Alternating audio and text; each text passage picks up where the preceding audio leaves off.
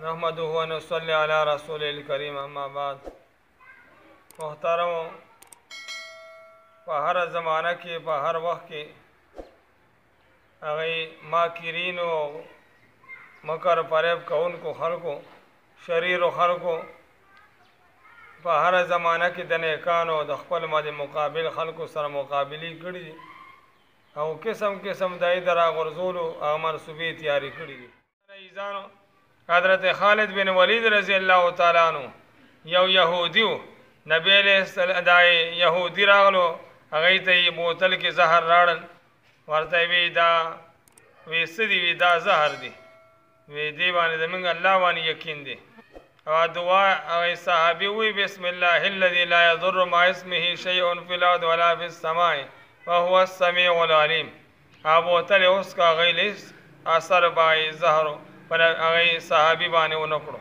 نو دې وجه ځان چې کوم وظیفه او کوم نیک عمل کې ای باندې چې اخلاق یقین وي حالا بدر باندې هغه اثر کوي هغه وظایف.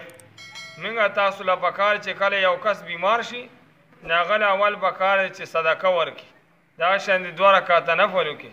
دریم نمبر کې چې طبيب او ډاکټر له بیا تل پکار دي او دک شانته سحر او جادو دي خلک کالا جادو کوي خلکو یو بل باندې قسم قسم دا پکار دي عاملین چې کوم عاملان دي ناغیلم دا پکار دي چې داسې قسمه تعویذونه او داسې هغه جادو والا عملیات نه کوي.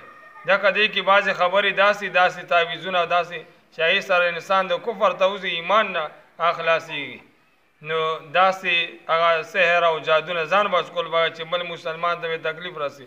کچر استاد سحر جادو د واجی یو کس مړ شو باقاعده په قتل کې ته شامل دی. که یو کس چا قتل کو او ای کې صرف تا دومره اشاره کړې و چې او قتل کې دا او کویلو نو تم باقاعده د قتل کې ستا ګناه وشو. نو دک شاندای سحر جادو کتا کړی ای کوم تعالی الله تعالی ګناه پورا سزا وتعالی درکې د قتل کې ته شامل نه دا غي د پاره ځان چې نبی علیہ السلام سحر او جادو شوی دی نو هغه 2 سورتونه بیا اخیری الله نازل کړی دي.